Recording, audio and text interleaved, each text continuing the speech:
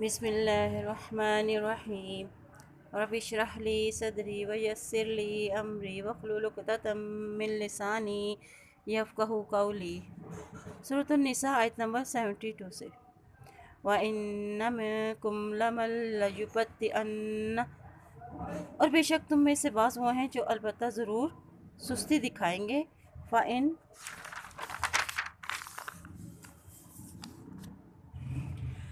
اصابتکم مصیبۃ قال قد انعم اللہ علی اذ لم اکن معہم شہیدا، پھر اگر پہنچی ہے تم کو کوئی مصیبت تو کہتے ہیں کہ انعام کیا ہے اللہ نے مجھ پر، اور جب پہنچتی ہے جبکہ میں نہ تھا اس کے ساتھ حاضر۔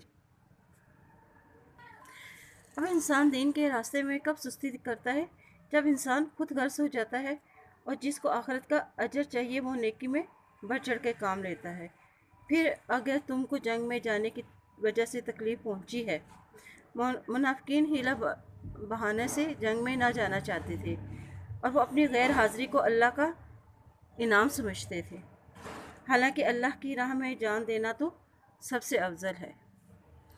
وَلَئِنْ أَصَابَكُمْ فَضْلٌ مِّنَ اللَّهِ لَيَقُولَنَّ كَأَن لَّمْ تَكُن بَيْنَكُمْ وَبَيْنَهُ مَوَدَّةٌ يَا لَيْتَنِي كُنتُ مَعَهُمْ فَأَفُوزَ فَوْزًا عَظِيمًا۔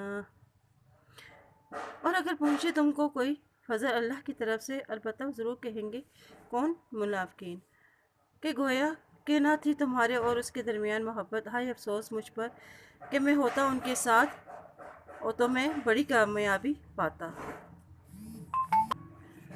اور اگر تم کو اللہ کی طرف سے فضل ملتا، اور یہ فضل کیا ہے؟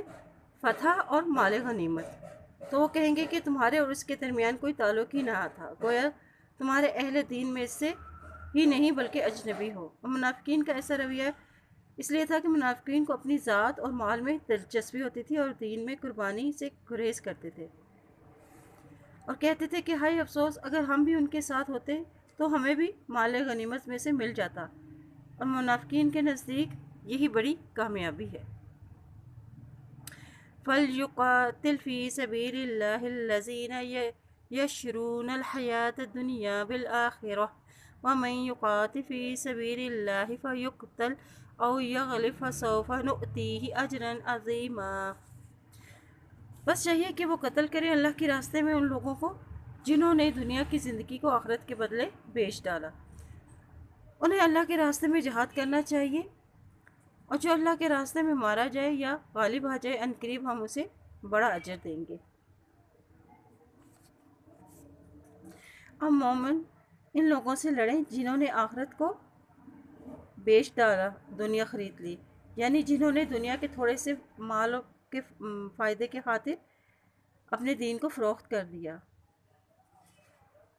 اور جو آخرت خریدنا چاہتے ہیں انہیں کیا کرنا ہوگا؟ انہیں اللہ کے راستے میں جہاد کرنا ہوگا، اور جو جنگ کرے اللہ کے راستے میں اور پھر مارا جائے یعنی شہید ہو جائے، یا یغلب یا غالب آ جائے یعنی غازی بن جائے، ایسے لوگوں کے لیے اللہ تعالیٰ نے نؤتیہ اجرا عظیما، ان کے لیے عظیم اجر رکھا ہے۔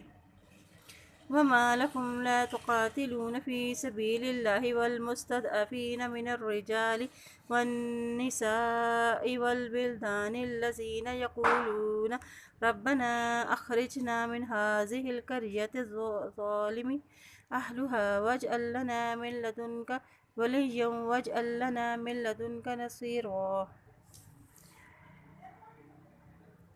بھلا کیا وجہ ہے کہ تم اللہ کی راہ میں جہاد نہیں کرتے، اور کمزور مرد، عورتیں اور چھوٹے بچوں کے چھٹکارے کے لیے جہاد نہ کرو؟ اور وہ کہتے ہیں کہ اے ہمارے رب، ہمیں اس ظالموں کی بستی سے نجات دے اور ہمارے لیے اپنے پاس سے حمایتی مقرر کر، اور بنا ہمارے لیے اپنے پاس سے مددگار۔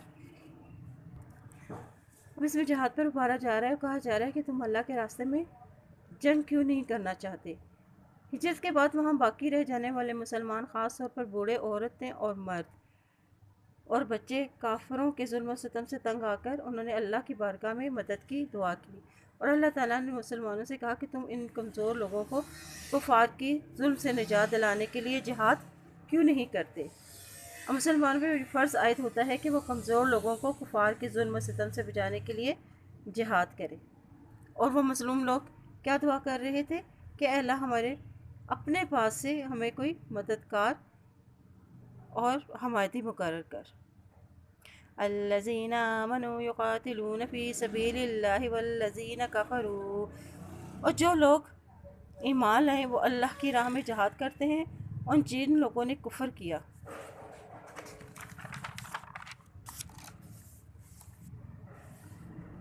یقاتلون فی سبیل الطاغوت فقاتلوا اولیاء الشیطان ان کید الشیطان کان ضعیفا، وہ اللہ کے سوا اوروں کی راہ میں لڑتے ہیں، بس تم شیطان کے دوستوں سے جنگ کرو، بے شک شیطان کی چال سخت کمزور ہے۔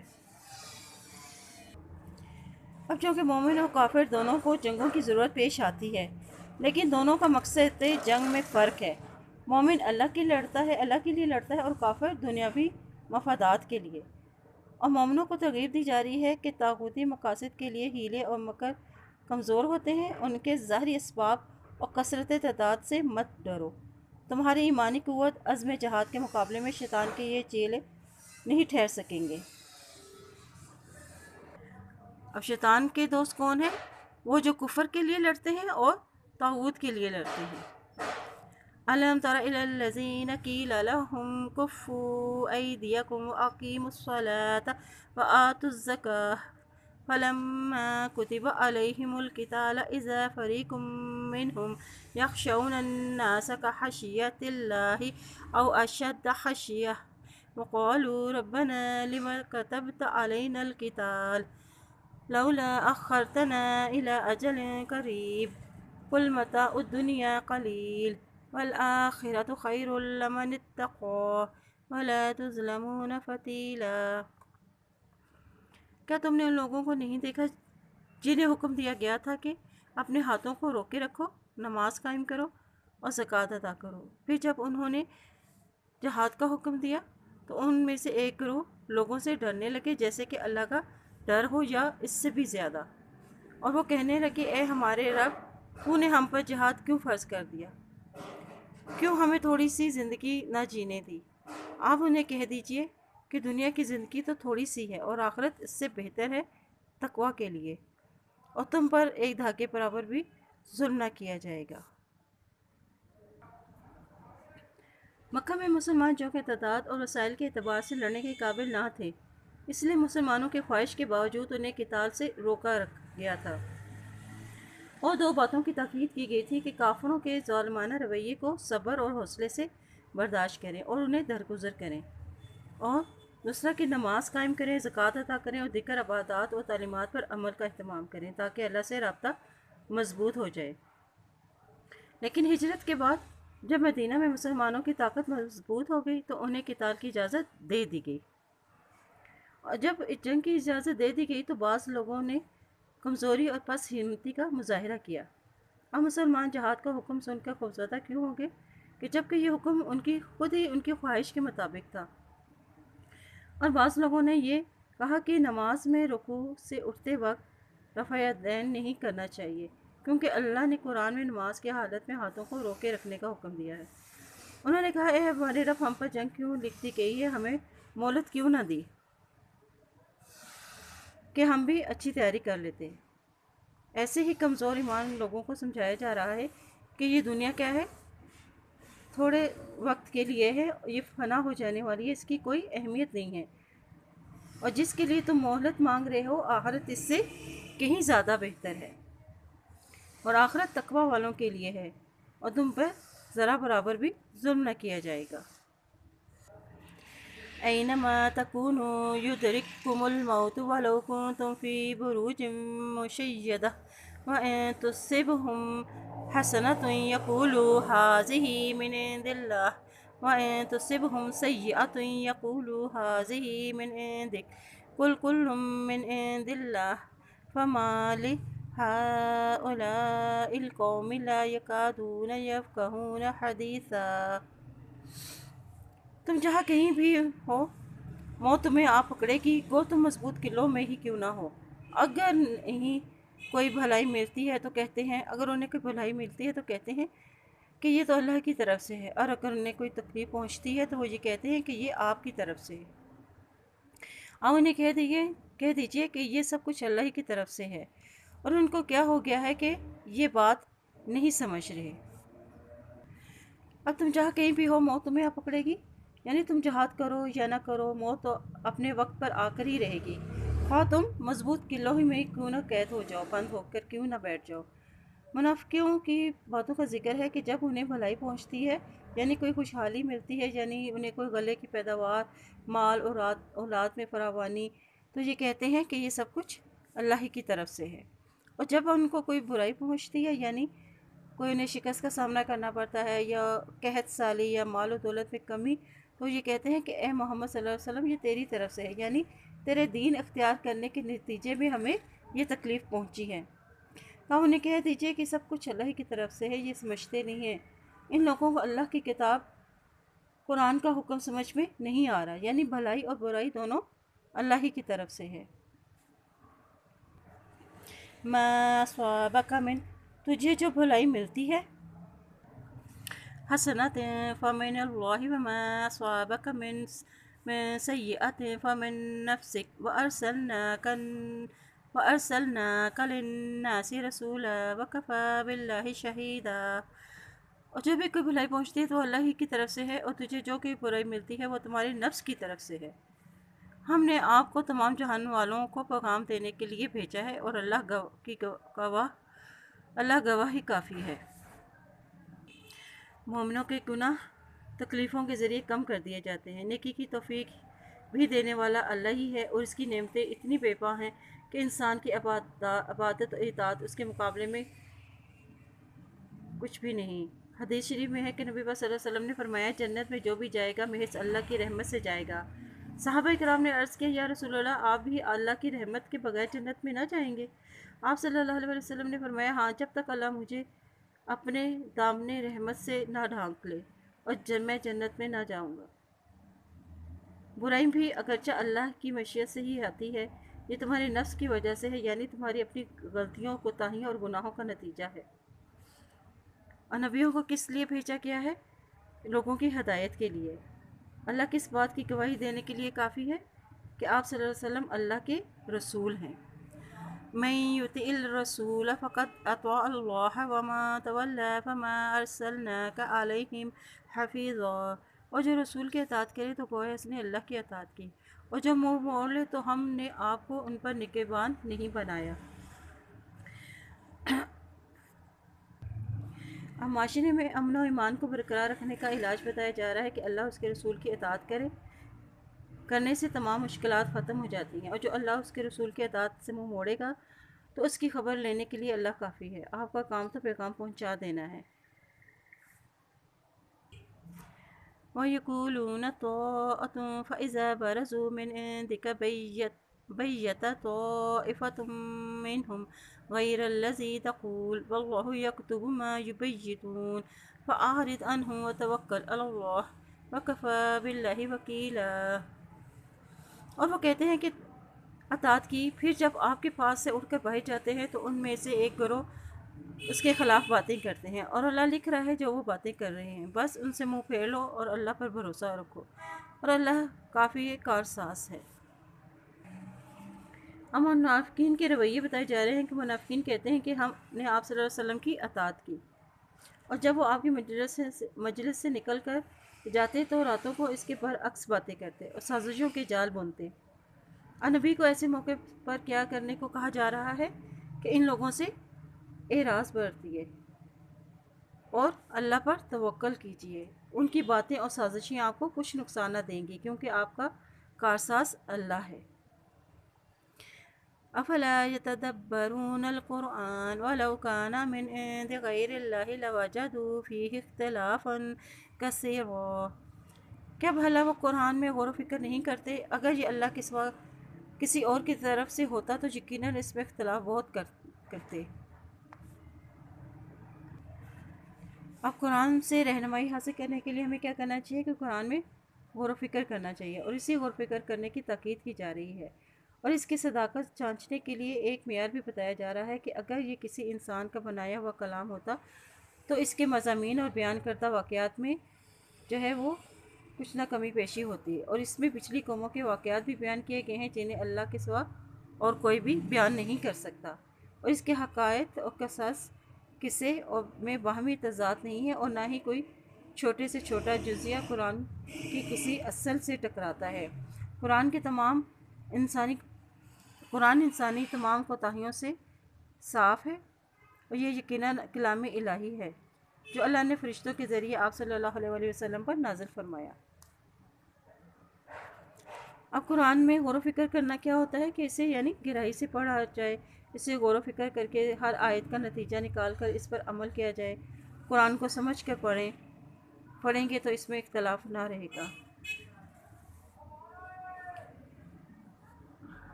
وَإِذَا جَاءَهُمْ أَمْرٌ مِّنَ الْأَمْنِ أَوِ الْخَوْفِ أَذَاعُوا بِهِ وَلَوْ رَدُّوهُ إِلَى الرَّسُولِ وَإِلَى أُولِي الْأَمْرِ مِنْهُمْ لَعَلِمَهُ الَّذِينَ يَسْتَنبِطُونَهُ مِنْهُمْ وَلَوْلَا فَضْلُ اللَّهِ عَلَيْكُمْ وَرَحْمَتُهُ لَاتَّبَعْتُمُ الشَّيْطَانَ إِلَّا قَلِيلًا۔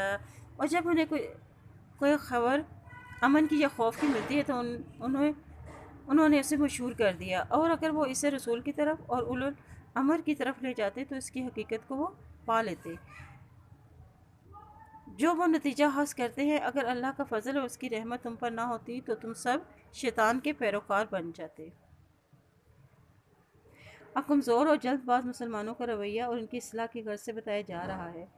امن کی خبر سے مراد مسلمانوں کی کامیابی اور دشمنوں کی ہلاکت اور شکست کی خبر ہے، جس کو سن کر امن اور اطمینان کی لہر دوڑ جاتی ہے۔ خوف کی خبر سے کیا مراد ہے کہ مسلمانوں کی شکست، قتل و ہلاکت کی خبریں، جس سے مسلمانوں میں افسردگی پھیل جاتی ہے۔ اس لیے انہیں کہا جا رہا ہے کہ خبر امن کی ہو یا خوف کی ہو، انہیں سن کر عام لوگوں میں پھیلانے کی بجائے اس خبر کو نبی تک پہنچا دو یا اہل علم تک پہنچا دو تاکہ وہ اپنی حکمت سے صحیح فیصلہ کر سکیں۔ اس میں بتایا جا رہا ہے کہ منافقین کی سب سے بڑی برائی کیا ہے کہ وہ بلا تحقیق بات کو آگے پہنچا دیتے ہیں۔ فقاتل فی سبیل اللہ لا تکلف الا، بس جنگ کرو، جہاد کرو اللہ کے راستے میں، نہیں تو مکلف بنائے گئے۔ نفسک وحرد المؤمنین عسى اللہ ان یکف بأس الذین کفروا واللہ اشد بأسا واشد تنکیلا، اور اپنی جانوں کے اور ابھاریے مومنوں کو امید ہے کہ اللہ روک دے کافروں کو، اور اللہ سخت قوت والا اور سزا دینے میں بھی سخت ہے۔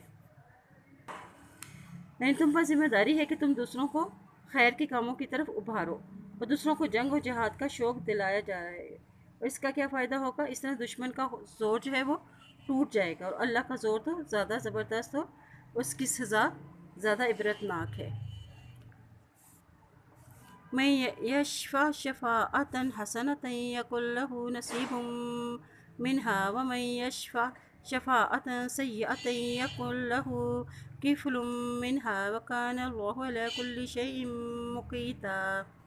اور جو شخص کسی نیکی یا بھلے کام کی سفارش کرے اس سے بھی اس کا کچھ حصہ ملے گا، اور جو برائی کی سفارش کرے اسے اس میں سے حصہ ملے گا، اور اللہ تعالیٰ ہر چیز پر قدرت رکھنے والا ہے۔ حسنتاً سے مراد جائز کام کی سفارش ہے، اور سفارش سے مراد ہے کسی کام کو جائز کام میں تعاون کرنا یا اچھا کرنا، اور جو کوئی اچھی بات کی سفارش کرے گا تو اسے اس میں سے اچھا ہی حصہ ملے گا، اور جو برے کام کی سفارش کرے گا تو اسے اس میں سے اس کا حصہ ملے گا۔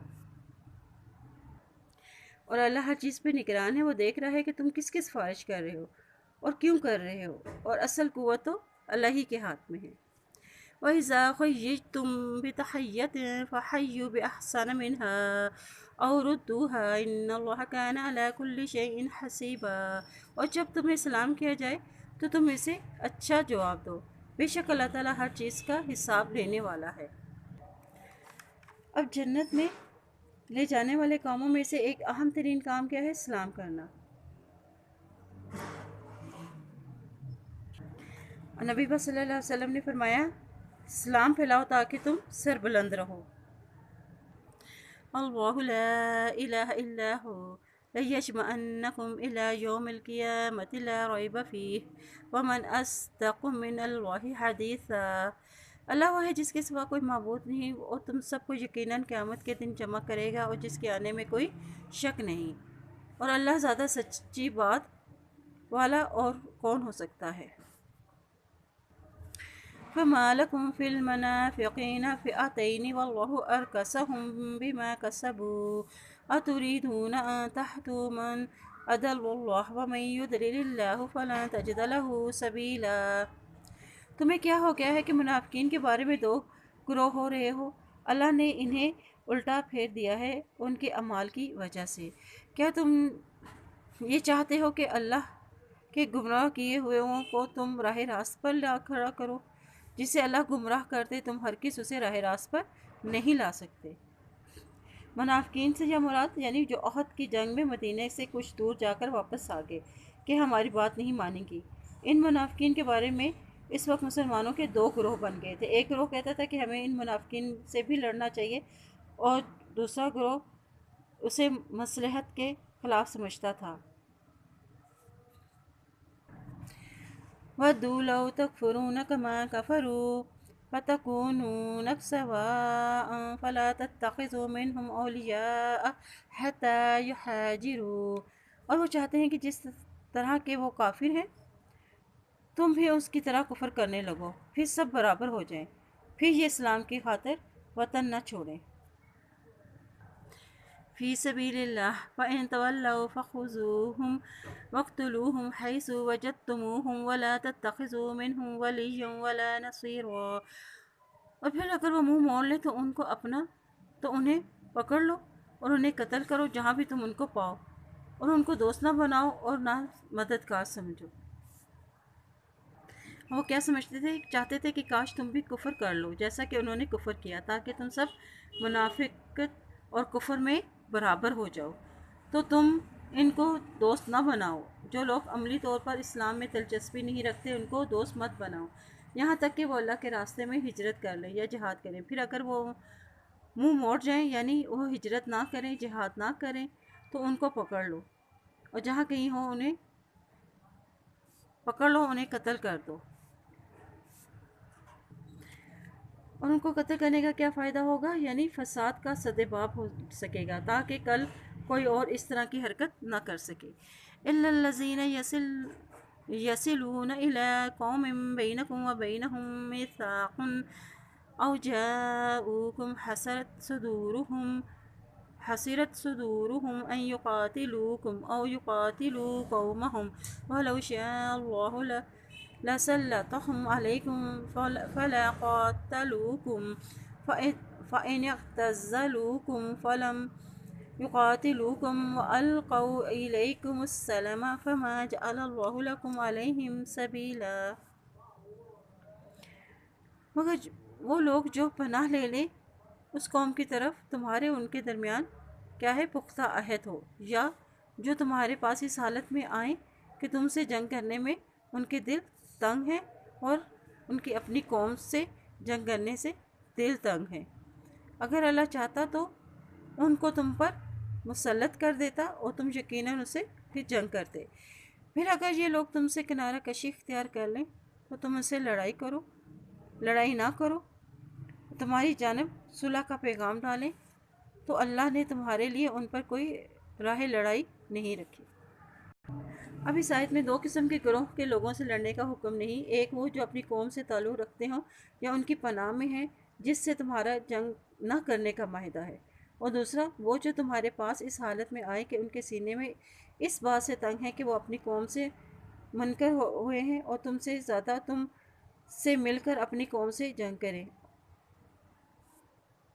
یعنی اب وہ اس حالت میں ہے کہ نہ وہ تمہاری حمایت میں لڑنا پسند کرتے ہیں اور نہ ہی تمہاری مخالفت میں۔ اگر اللہ چاہتا تو انہیں تم پر مسلط کر دیتا۔ یہ اللہ کا احسان ہے کہ ان کو لڑائی سے الگ کر دیا، ورنہ اگر اللہ ان کے دل میں قوم کی حمایت میں لڑنے کا خیال پیدا کر دیتا تو یقیناً وہ تم سے بھی لڑتے۔ اس لیے اگر واقعی یہ لوگ جنگ سے کنارہ کشی رہیں تو تم بھی ان کے خلاف کوئی اقدام نہ کرو۔ ستجدون آخرین یریدون ان یأمنوکم ویأمنوا قومهم كلما ردوا إلى الفتنة أركسوا فيها فإن لم يعتزلوكم ويلقوا إليكم السلام وكفوا أيديهم فخذوهم واقتلوهم حيث ثقفتموهم وأولئكم جعلنا لكم عليهم سلطانا مبینا۔ تم کچھ لوگوں کو ایسا پاؤ گے جن کی چاہت ہے کہ تم سے امن میں رہیں اور اپنی قوم سے بھی امن میں رہیں، پھر جب فتنہ انگیزی کی طرف لوٹائے جاتے ہیں تو اوندھے منہ اس میں ڈال دیے جاتے ہیں۔ پھر اگر یہ تم سے کنارہ کش نہ کریں تو تم صلح نہ کریں اور اپنے ہاتھ نہ روکیں تو پھر کیا کرو؟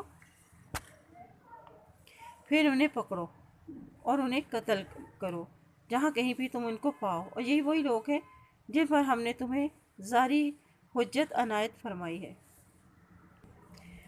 اب یہاں تیسرے گروہ کا ذکر ہے جو منافقین کا تھا۔ یہ مسلمانوں کے پاس آتے تو اسلام کا اظہار کرتے تاکہ مسلمانوں سے محفوظ رہیں، اور جب یہ اپنی قوم کے پاس جاتے تو شرک و بت پرستی کرتے تاکہ وہ انہیں اپنا ہی ہم مذہب سمجھیں، اور یوں وہ دونوں سے مفادات حاصل کرتے۔